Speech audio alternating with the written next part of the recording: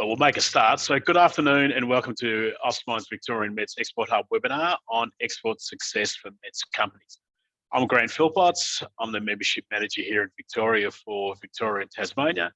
And I'm also helping Collins Rex, Austmine's Victorian Export METS Hub lead at the moment, but Collins is an apology. So she's looking forward to catching up with all you at a later date. So today we've got a great lineup of speakers, and we'll also give an insight into how translation services work and also into one of Austmine's Victorian's export hub target markets, Peru. After the presentation concludes, we'll have a Q&A, so please use the Q&A answer box at the bottom. I'm sure you can all see that down there. Yes, there's a little Q&A down the bottom down there, so I could see it.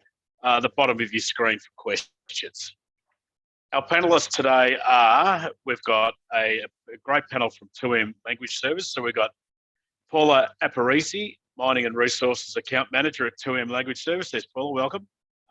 Thanks. Helen Rojas, the Chief Operations Officer, and Shalena Castanella, LATAM Operations Manager at 2M Language Services. I hope I got those surnames right. And Ricardo Labo Fossa, who's our mining partner at LQB Energy and Mining Consultant, is also our in-country consultant for Peru, who's doing a lot of work with our team on the Export Hub.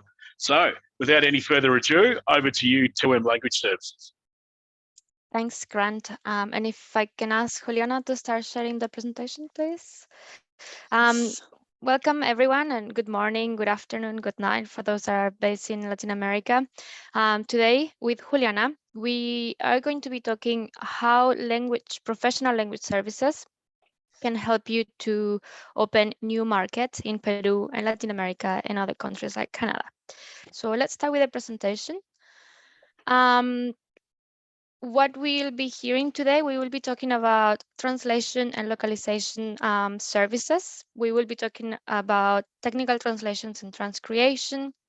You will hear about translation memory and term base, international SEO, audio and visual localization, multilingual meeting with real-time interpreting, machine translation, and language technologies. So let's have an overview of what are these services and how they can help you with your business.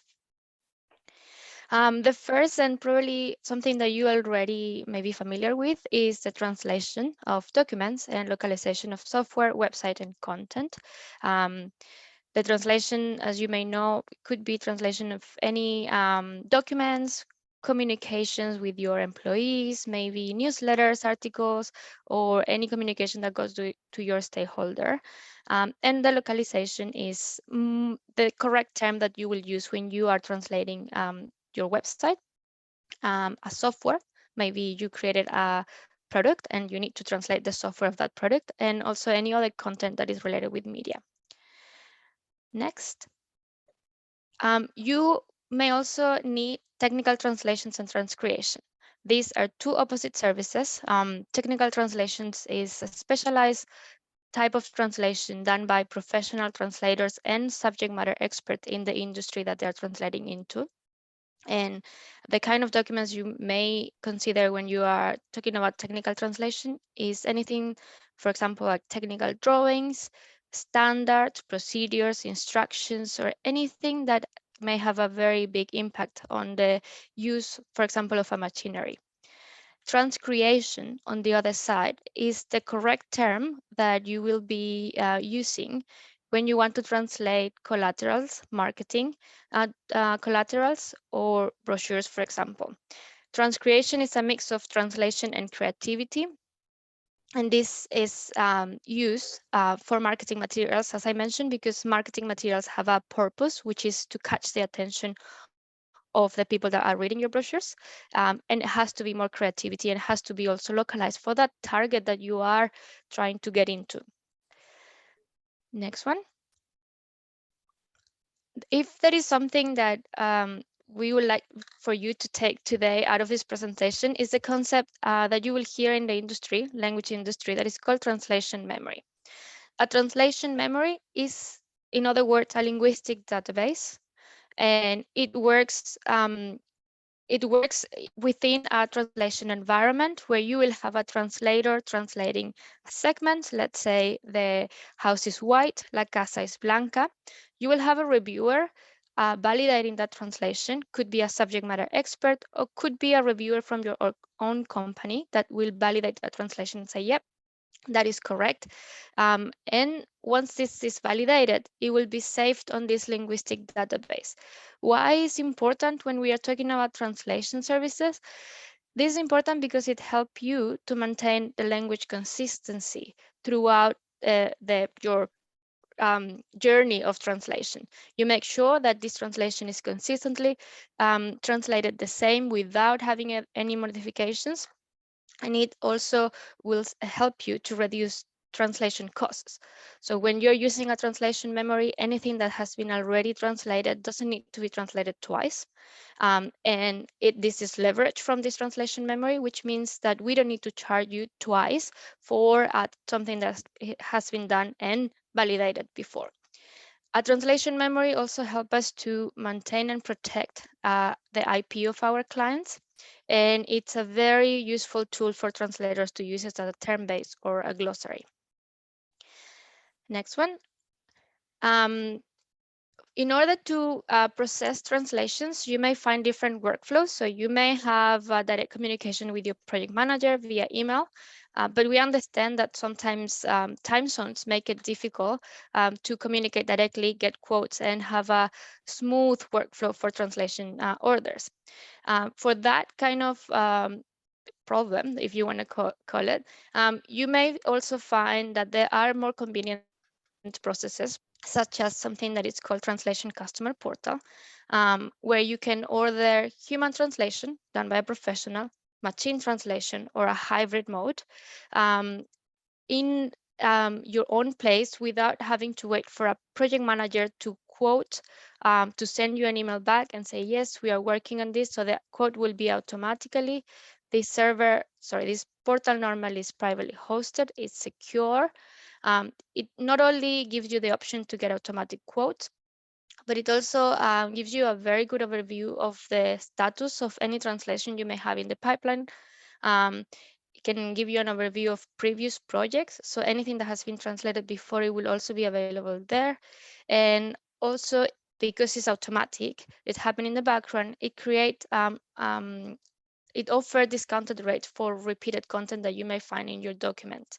So it's a great tool when you are located maybe in a different time zone, and also when you are looking for more faster and automatic workflows. So let's continue. Something also very important, and in here I'm going to go back a little bit when we are talking about localization of websites, is to keep international SEO right. The SEO is basically the keywords of your website that help to promote the search, how searchable is your content, right? So when clients are looking for a particular product, your website has some keywords that help them to find your website, right? When we are translating and when we are talking about localization of website, it's very important that these terms are localized correctly. The word that may be useful here in Australia to look for, let's say, an open pit, maybe, I don't know, software that help you with survey and all that, it may not be the same word that works well in Peru. So it's something that you need to consider when you're translating your website. Maybe you don't need to translate all the pages. You may identify there are a few pages in your website that are important, that contain these words, and they will help you to make your company more searchable in Google.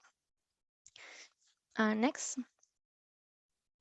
And then, of course, you will also have multimedia and audiovisual localization.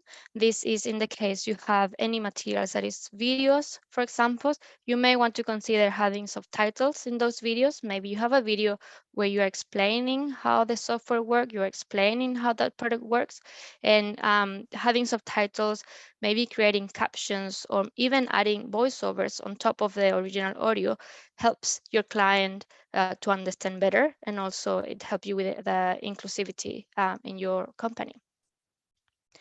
On the next slide, I'm actually going to give the floor to Juliana, and she will be doing a little demo as well. So I will advise you to pay attention to her. So Juliana, just giving you the floor. Thank you, Paula.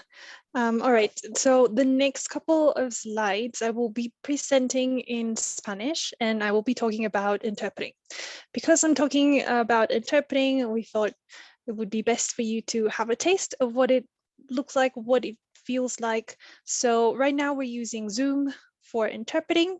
You will be able to find on the bottom of your screen, there is a button with the little world icon. So you can click that. If you click that, you will be able to select either the English or the Spanish channel, whatever you feel more comfortable with. And then you will be able to listen to both me and the interpreter at the same time. So if that is not something that you want, you can also click this mute original audio. Once you click that, you will only listen to the interpreter. If you're using a mobile device, you will find 3 dots on the right-hand bottom corner of your screen. If you click that, then you'll have the option for language interpretation. Then again, select either the main audio, so that'll be the floor, or whatever language channel you prefer. And then if you want to mute the original audio and only listen to the interpreter, then click this here and then done, and you'll be all set. So if you give me a thumbs up, I know ya todos escuchan al intérprete muy bien. Entonces voy a seguir con la próxima diapositiva. Bueno, además de las traducciones, por supuesto. Okay, so apart from translation, you may also need, or you may also see yourself that you have meetings with people that they speak a different language to the one that you normally speak. It might be a meeting with the stakeholders, it may be with clients, it may be with your employees. And the option for these kind of settings is to have a multilingual interpreting that it's on real time. It can be offered remote or can also be on site. But like today we are doing Zoom, there are other platforms that can also allow you to connect remotely, and it will help you not only to reduce the cost of this translation, of these meetings, but also to increase the productivity, the engagement levels of your meetings, and it will also help to everyone feel more comfortable when they have to speak and participate on these meetings. And of course, you will ensure that you will also always have a professional expert subject matter, and that everything that you're saying, it's being interpreted correctly in real time, that nothing is being added, that nothing is being omitted, and that we can all communicate in our own language. Now, you may also see yourself in a setting where you are maybe on a visit on field, maybe you are going into a factory, and you may actually need an interpreter in that moment.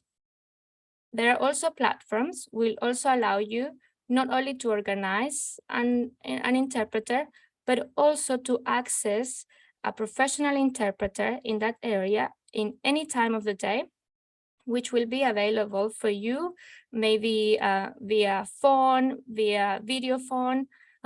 So you make sure that they can go with you on that visit on the field. Now, I will give the floor back to Paula so she can continue talking about the other services that you have available.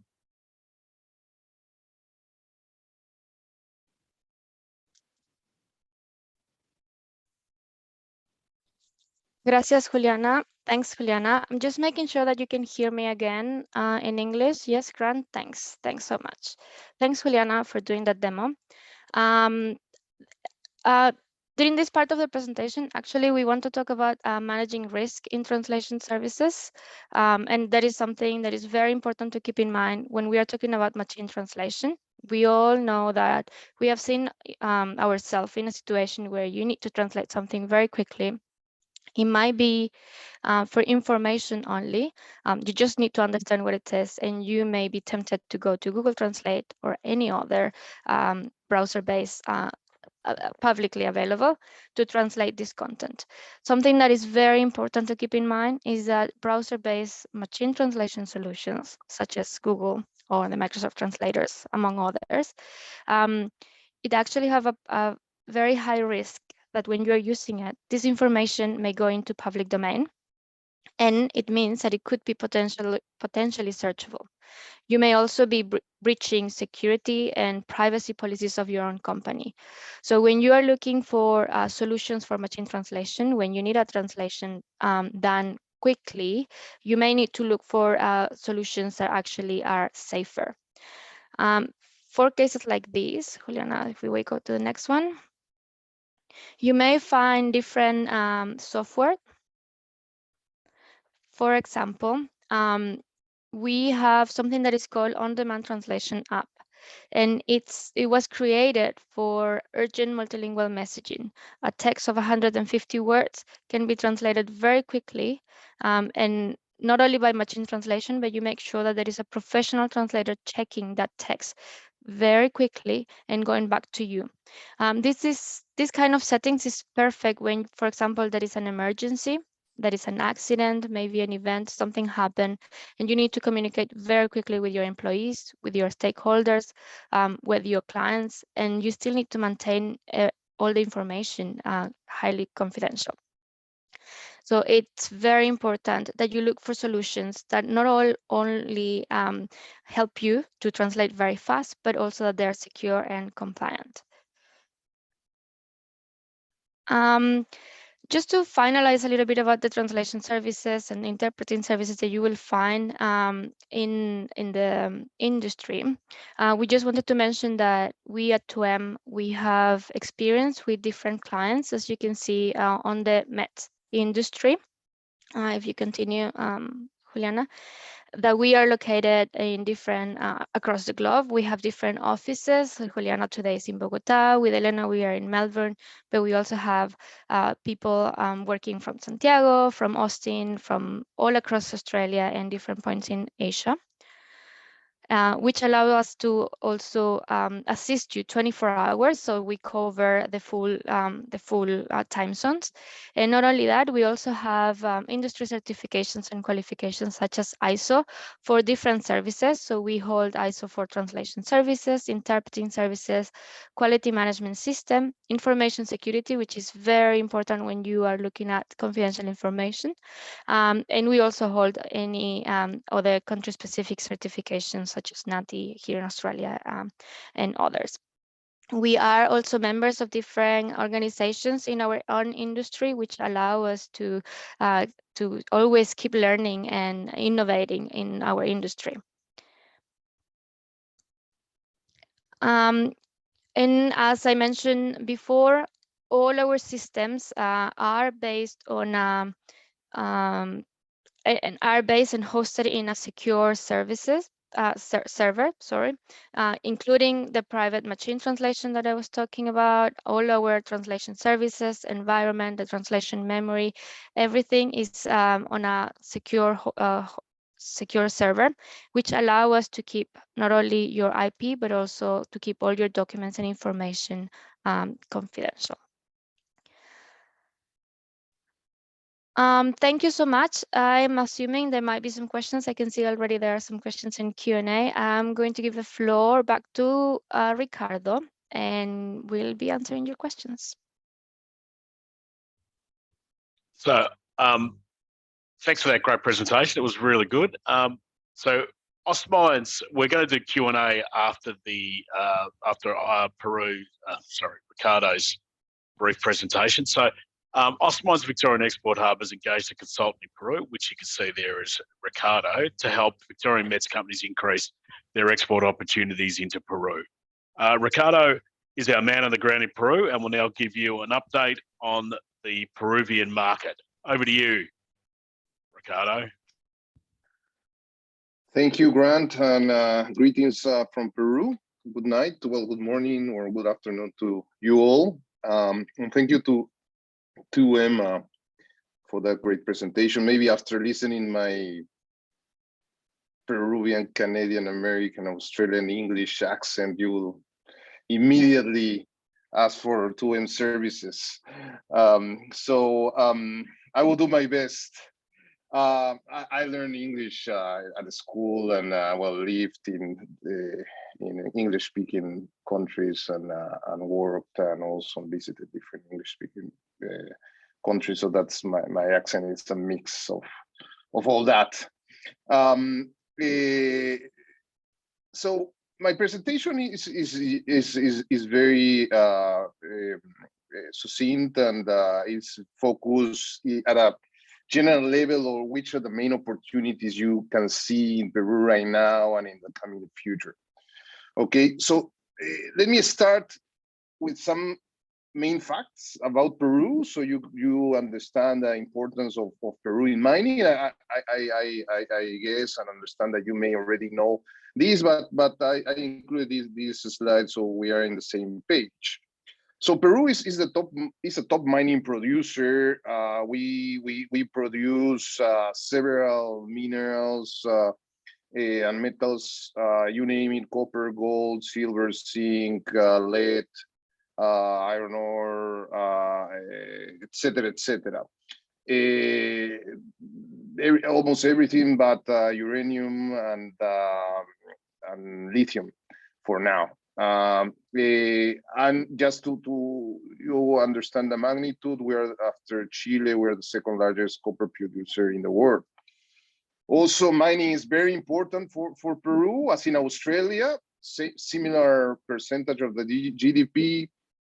Also, a very important percentage of our exports come from the mining sector. And that's thanks to many national and many international mining players that have activities here in Peru, both in exploration and development and in operation.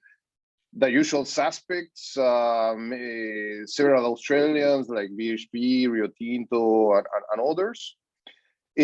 Also, the magnitude of how much the mining companies buy from providers every year is about $10,000 million or $10 billion. That's more around at the market, and that represents around 4.1% of the GDP. And there's a potential that the forecasts are that's going to grow or to represent around 7%, sorry, in the next 30 years. So that's an important growth, and this is something that Australia is already seen, and countries like Chile is already seen. So Peru is kind of following that model now. So the key question: where are the opportunities? Currently, Peru, we have a unique economic and political environment. Peru has passed from many ups and downs, but because of the situation, a lot of mining companies have switched their focus on their expenditure in OPEX more than in new CAPEX. Still, there are new developments, but they have also switched from totally greenfield or mainly greenfields to mainly brownfields, so expansions in the next years. But all of that need supplies, goods and services, etc. And also the phenomenon that is happening in Peru is also companies are looking for innovative products also. This chart is based on a study the LQG did a couple of years ago, which it was a study comparing greenfield CAPEX from around 20 projects. And that's kind of the percentage that the CAPEX represent in each of those groups. So the largest amount is spent in processing plants, then on mining equipment, and then in infrastructure. No? So that's more or less the breakdown on CapEx, which can give you an idea of the opportunities that you can find on the demand from the mining companies. This is basically the same, but just you can see this is just an aleatory selection of companies. There are more than in Peru than those. These are just names that you may recognize. But again, there are opportunities in the mining part, on the processing, waste, dams, tailings, energy installations in general, infrastructure, and EPCM services, definitely. Also, Peru, through a Peruvian organization which is promoting a mining cluster in Peru, did last year a survey similar that Austmine does from time to time. Actually, that survey was used as a model, so similar questions were used that. And one of the questions was focused on what are this was a survey made to providers, no? And this is kind of the distribution of the sales of those providers. No, so this is again a proxy of where are the opportunities, what is the demand of the mining companies. So you can see there, energy is big time there. Transportation in general, that includes equipment, different metalworking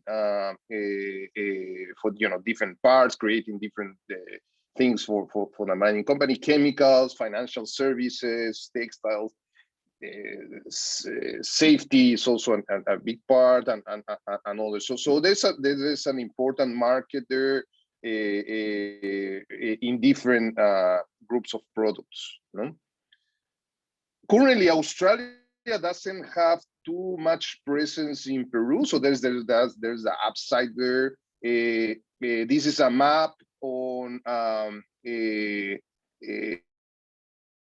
where some of the capital or the funding for some providers based in Peru come from. So you see, it's dominated more than by the US, by our neighbor Chile, and some in Europe. No, so Australia represents only a small amount there. So there's a growing potential, especially with such developed METS sector. No, it's one of the things that we are working as LQE together with Austmine through the export hub.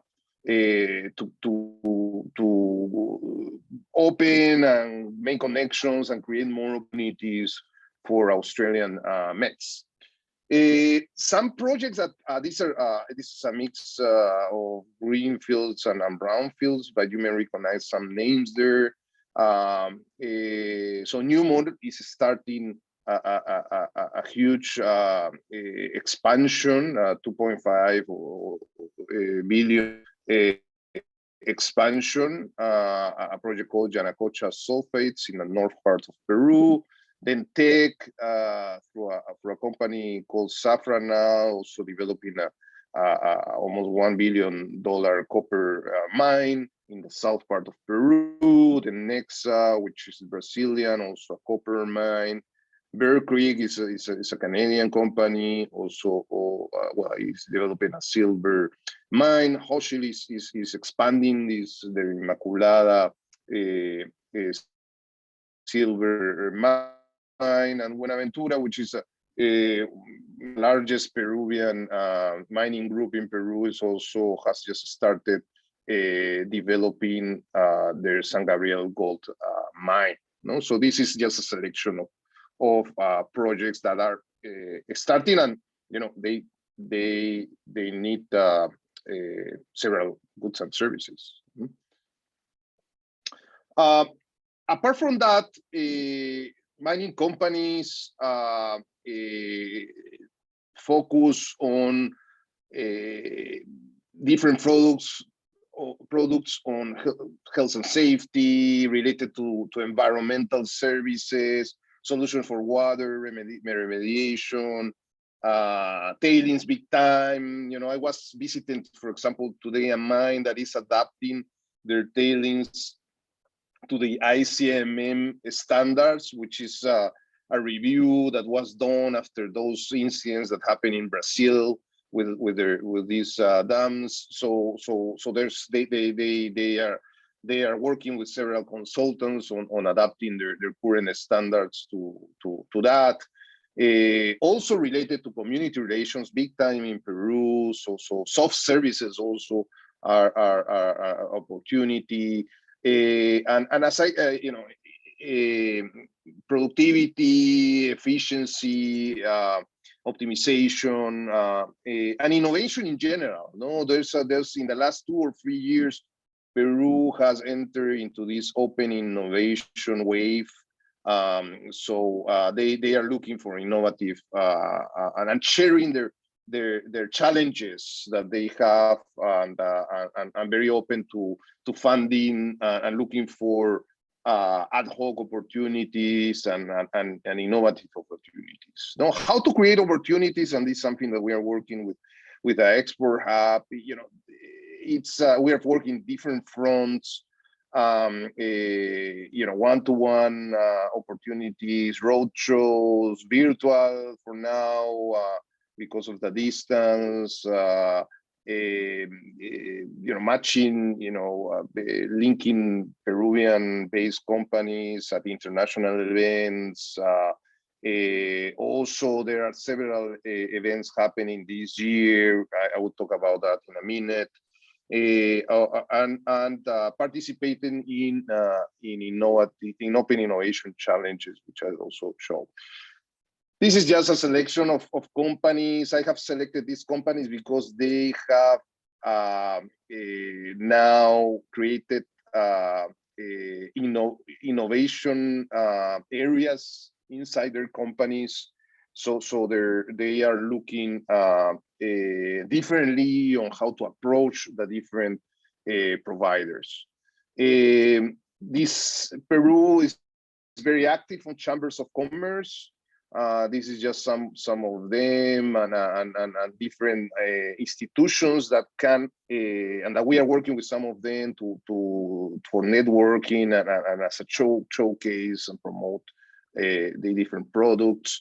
Peru is participating actively, especially in Canada in the PDAC that is happening in 3 weeks, and also for the last 4 years, Peru has been active in IMARC, so you may meet some of them there. That's also an opportunity. As I mentioned, there's a big mining convention happening in Peru in September. Peru Austrade has organized something. Austmine also is participating. The Export Hub will have a specific also participation there. So there's Peru is huge. Thousands of people, thousands of people go there. Mining companies always a very good space to network, and this happens every 2 years. It hasn't happened for the last 3 because of the pandemic, as in any part of the world. Also, and this is my last slide, there are several also spaces, and we can connect with that.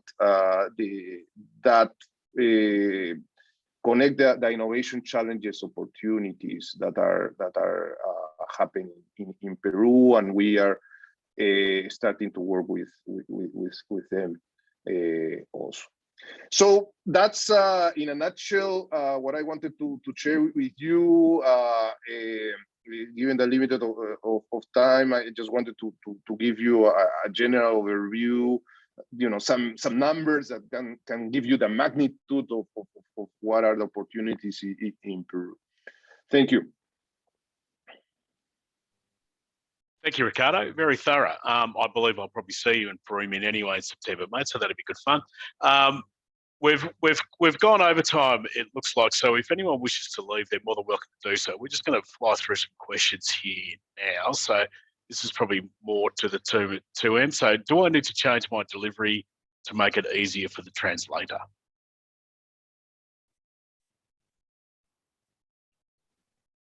I'll take that one. I was just unmuting myself. Yeah, over to you, Juliana, and I can jump in as well. That's all right. So in terms of, at least if it's oral, so interpreting live translation, the best is always to have a proper headset, make sure that you share the topic of your meeting with them to make sure that they're across it. And just make sure that the audio is good on your end so that they can provide the best interpreting possible. Now, in terms of translations or written translation, I might pass it on to Paula. Or I can take it as well. Thank you. Yeah, sure. So so that basically answers the question based on the interpreting side.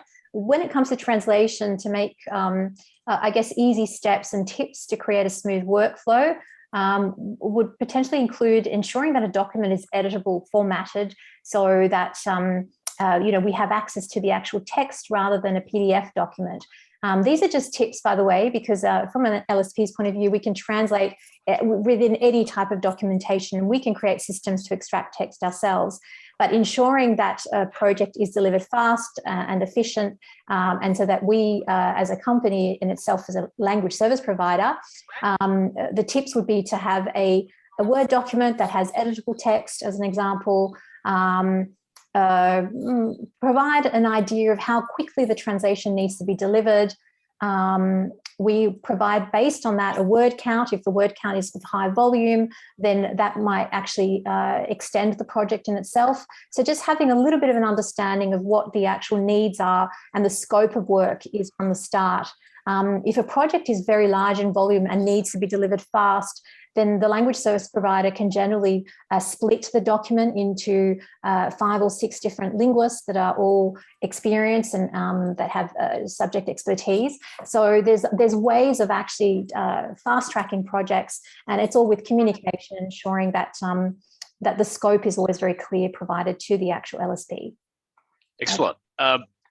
You've also mentioned the information security IP benefits. What other benefits are there going to a language service provider versus a free service? Yeah, I'm happy to take this one as well. I guess from the IP point of view, a language service provider, and specifically 2M in this case, where we are certified for security, information security management, which ensures that the actual the data or the IP of our client is never leaves our server, which is in Australia for ourselves. But in general, it just ensures that it's a robust, reliable, and flexible, scalable system, so that that the actual security, I guess, of our clients' data never actually leaves us. And that's based on our platforms and all the actual systems that we utilize and how we actually engage our linguist as well. On the actual differences of using us in comparison to jumping on the internet and just having something translated is, of course, again, our systems, our possibilities of utilizing technology, translation memory, consistency, subject matter expertise. Again, going back to the ISO certification, which our selection criteria of our linguist and our vendor management is so high, then again, these things really ensure that the quality output is always at top end. In the long term, what that means is that we can also utilize repetitions, because we have a thorough translation memory that's gathered from for our clients. And in general, this goes again for the translation industry that utilizes translation memory tools that would help bring the cost down as well. And so the added value here is cost coming down, I guess, transparency in terms of word count, repetitions, and more importantly, consistency in translations when it's specific text for specific markets. Thank you. Ricardo, I think these ones are for you. So is there a specific mineral that is proving to be most popular in Peru? Well, right now, as in many countries, copper is the vedette. Okay. So what would you describe as some of the barriers to entry within Peru? Well, really, setting up a company is very straightforward. I think that the barriers are, as in any country, is understanding well the market, getting local support on understanding the market, and also representing the company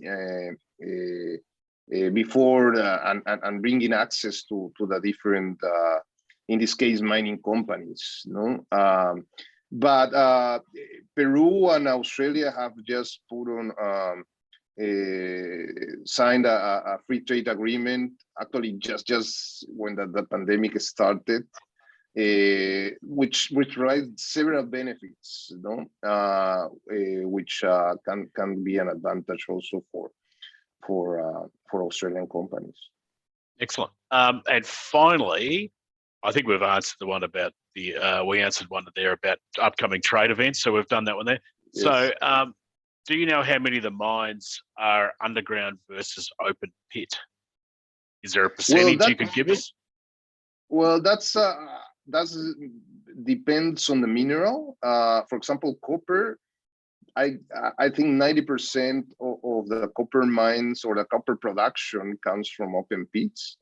If you go to gold, used to be like 60% of the gold production came from open pit mine, especially by one mining company like Newmont, Yanacocha. But now it has switched because Yanacocha is turning into a more copper mine in the future with a project that I show you. And the main gold producer is an underground mine. Then on the zinc, lead, it's more underground. Silver the same. Iron ore, there's basically one big mine, which is open pit, similar to Australian mines, and tin underground. Those are the main minerals. Okay, thank you, Ricardo. So, that's all right. Thank you very much. I'm conscious of time here, and also Ricardo. It's about 9:30 over there now, so it's getting a little bit late for Ricardo. So before we go, we've got a number of upcoming Austmine events, including our CEO luncheon here in Victoria with Sam Riggle of Sunrise Minerals on 8th of June. If you'd like to come along to that, you're more than welcome to. Just let me know. There's also a number of webinars coming up. So we've got our tomorrow on future talent in mining and metals with Essentia. And on the 31st of May, we've got another one which is coming up, which will probably be of interest to our hub members on Canada mining, which is an update from Ontario. And there's just a few other ones coming up. So don't forget, we've got IMARC in Melbourne from the 17th and 19th of October. And we recently launched Austmine's conference, which is taking part in Adelaide from 9 to 11 of May next year. All these events are already listed on the website, and if they're not there, they'll soon be there. But don't forget also that for our hub members, Collins and I are working on an updated program for the Victorian METS Export Hub, which will be a targeted set of webinars for members that will be specific to certain themes. They'll be comprehensive but sent to a timeline. Not like this one. This is where the good sample webinar anyway. And they'll also be free for hub members. So we plan on doing another one of these webinars in late June as well, which will be an introduction on Collins Rex, who's our export hub, and also Africa. So we're going to do that one there. And then we're going to move on to our own Export Hub series of events, which will be taking place at the Export Growth Hub program, if any of you guys did that last time. So we're hoping to start those in July, with Collins being the lead on those. So That's about it for today. I thank you very much for joining us, and just keep an eye on the Austmine website. I apologise again for going over time, but I think it's been worthwhile. I think it's been a good exchange of ideas, and particularly interesting to see how translation services work in person. I'd never seen it before, so that was fantastic to see that. And also Ricardo's update on Peru was very comprehensive as well. So with that, we'll let you all go and enjoy the rest of your afternoon. Thank you.